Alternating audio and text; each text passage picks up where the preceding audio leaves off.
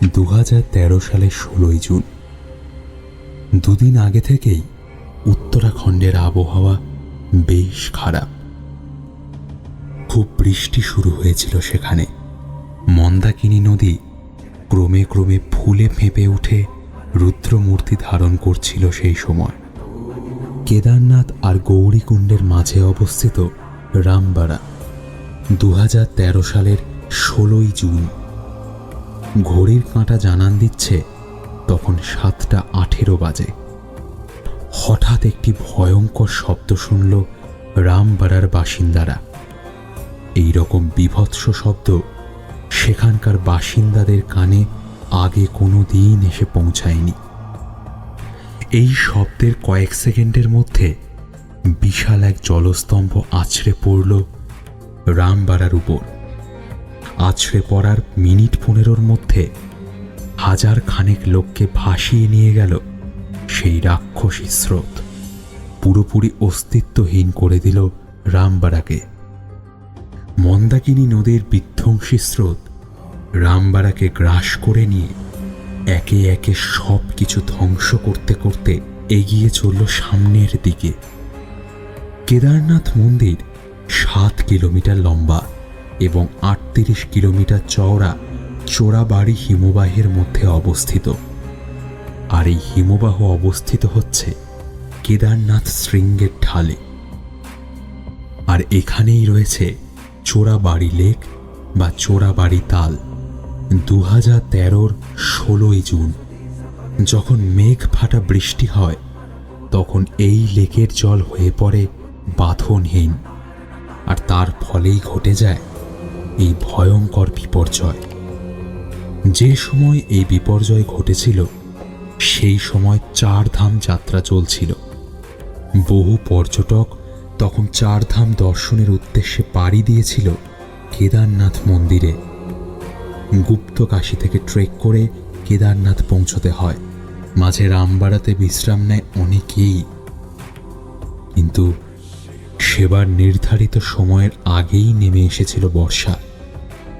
আর সেই আগাম বর্ষায় বিপর্যয় ডেকে এনেছিল কেদারনাথ সহ তার চারপাশের অঞ্চলের। মন্দাকিনীর গ্রাসে একের পর এক তাসের ঘরের মতন ভেঙে পড়েছিল বাড়িঘর। মন্দাকিনী যেন এক ধ্বংসলীলায় মেতে উঠেছিল 2013-র 16 জুন। খবর অনুযায়ী এক রাতের মধ্যেই মারা গিয়েছিল 46 জন। প্রশাসনের তরফ থেকে মৃতের সংখ্যা নিয়ে যে ঘোষণায় থাক না কেন, ওই অঞ্চলে খোঁজ মিলছিল না বহু মানুষের। 16 জুন এবং 17 জুন এই দুদিন ধ্বংসলীলা চলেছিল উত্তরাখণ্ডে। আর এই ধ্বংসলীলার ফলে সেইখানে আটকে পড়েছিল কয়েক হাজার তীর্থযাত্রী। আচমকা বিপর্যয়ের ফলে বন্ধ করে দেওয়া হয়েছিল 4 ধাম যাত্রা। আটকে পড়া তীর্থযাত্রীদের উদ্ধারের কাজ শুরু করে দিয়েছিল প্রশাসন। প্রথম দিকে নিখোঁজের সংখ্যা যেটাই থাক না কেন, যত উদ্ধার কাজ এগোচ্ছিল ততই নিখোঁজের সংখ্যা লাফিয়ে লাফিয়ে বেড়ে যাচ্ছিল। প্রবল বৃষ্টি আর ভূমিধসের কারণে অনেক জায়গাতেই সে সময় রাস্তা বন্ধ হয়ে গিয়েছিল। ফলে উদ্ধার কার্য খুব ধীরে এগোচ্ছিল।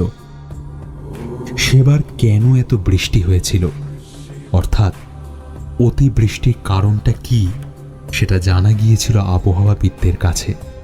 আবহাওয়াবিদরা জানিয়েছিলেন আরব সাগরে তৈরি হওয়া একটি নিম্নচাপ শক্তিশালী হয়ে উঠেছিল এবং সেই নিম্নচাপ উত্তরাখণ্ডের পাহাড়ি অঞ্চলে প্রবেশ ঘটিয়েছিল। পাহাড়ি অঞ্চলে মেঘ সাধারণত ওপরে উঠতে থাকে এবং যত ওপরে ওঠে তত সে ভারী হয়ে যায়। আর এভাবেই ভারী হতে হতে একসময় গম্বুজাকারের মেঘ তৈরি হয়। আর সেই মেঘ এতটাই ভারী হয় যে নিজেকে আর ধরে রাখতে পারে না। হঠাৎ করেই তার বাঁধ ভেঙে যায়। আর এটাই হচ্ছে মেঘ ভাঙা বৃষ্টি।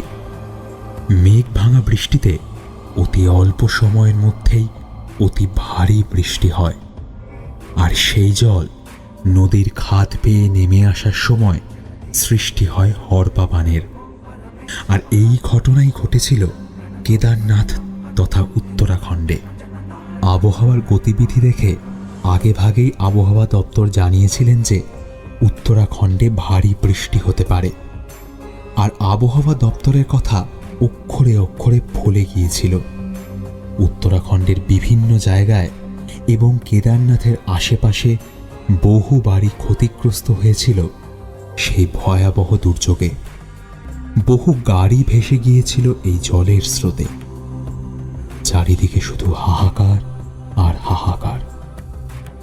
একটার পর একটা মৃতদেহ ভেসে আসছিল জলের স্রোতে। সে এক ভয়াবহ দৃশ্যর সম্মুখীন হয়েছিল কেদারনাথ তথা উত্তরাখণ্ডের বাসিন্দারা। উত্তরাখণ্ডের অনেক এলাকায় জলের তলায় চলে গিয়েছিল। মুহুর্মুহু মৃত্যুর খবর আসছিল প্রশাসনের কাছে। সেই সময় যারা চারধাম যাত্রা করেছিল তাদের বাড়ির লোক অস্থির হয়ে উঠেছিল তাদের খবর না পেয়ে। সমস্ত যোগাযোগ ব্যবস্থা প্রায় বিচ্ছিন্ন হয়ে গিয়েছিল।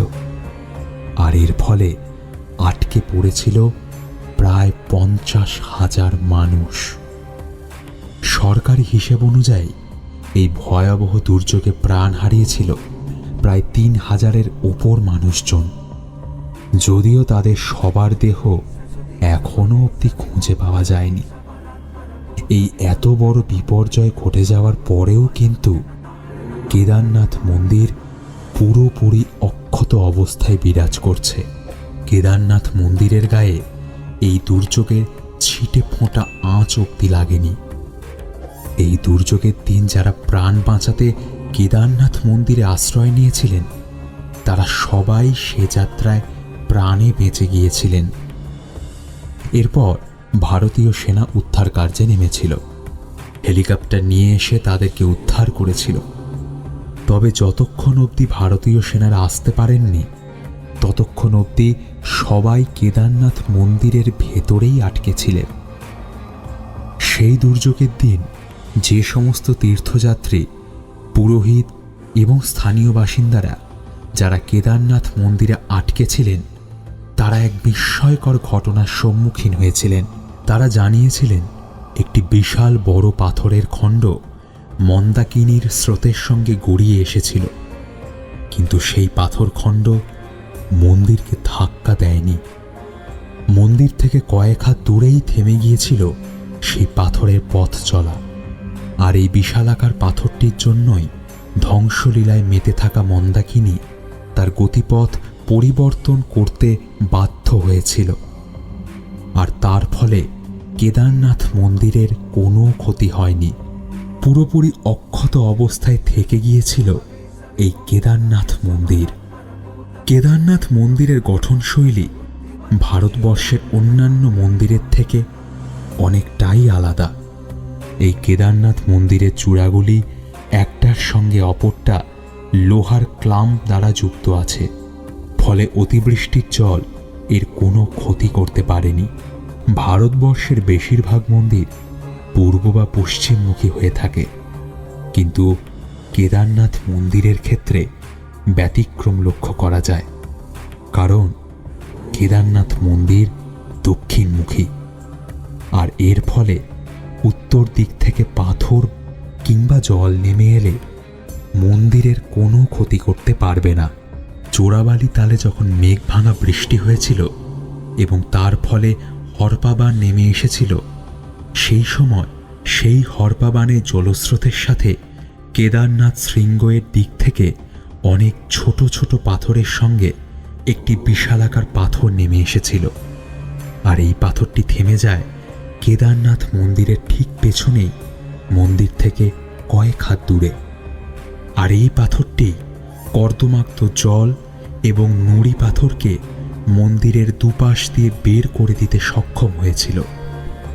ফলে অক্ষত রয়ে গিয়েছিল কেদারনাথ মন্দির। আর এরপর থেকেই এই পাথরটিকে ভীম শিলারূপে পুজো করা হয়। মনে করা হয় কেদারনাথ মন্দিরকে রক্ষা করেন স্বয়ং দেবাদিদেব মহেশ্বর। তিনি সমস্ত রকমের বিপর্যয় থেকে কেদারনাথ মন্দিরকে আগলে রাখেন। কথিত আছে, দেবাদিদেব মহাদেবের বয়স যত, কেদারখণ্ড ততটাই প্রাচীন। কথিত আছে, কেদারে এসে পঞ্চকেদার দর্শন না করলে নাকি কেদার দর্শনের পুণ্য সম্পন্ন হয় না। আর এই পুণ্য অর্জন করার জন্যই ভক্তরা ছুটে আসে কেদারনাথ মন্দিরে। কি আছে এই কেদারনাথে, যার জন্য দূর দূরান্ত থেকে নানা ধরনের ঘাত প্রতিঘাত দুর্গম অঞ্চল পেরিয়ে ভক্তরা এসে উপস্থিত হয় এই কেদারনাথ মন্দিরে? একাদশ জ্যোতির্লিঙ্গের তাৎপর্যই বা কি, আলোচনা করব পরের পর্বে।